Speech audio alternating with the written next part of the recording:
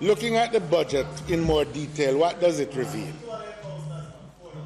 Overall, expenditure has been increased by a little more than 20%.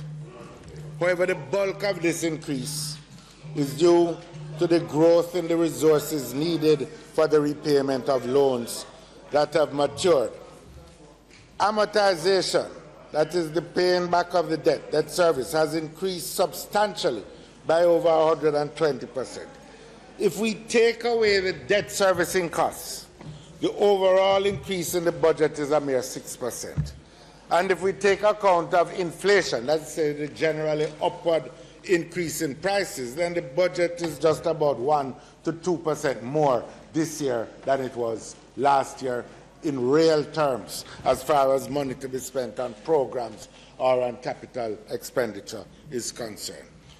So, Mr. Speaker, despite all the talk about growth, this is not what you would call a growth budget.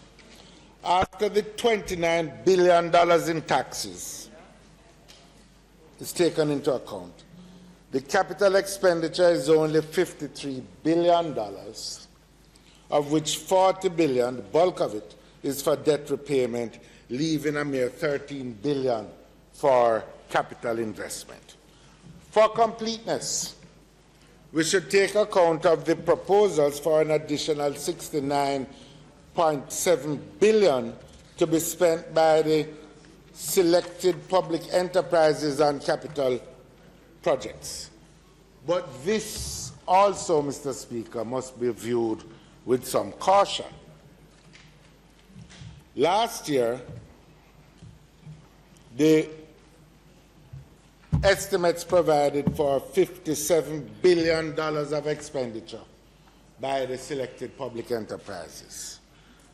Yet, it is estimated in the papers we just received, despite that $57 billion being voted by the Parliament, by next week, which is the end of March, 2 weeks' time, end of March, only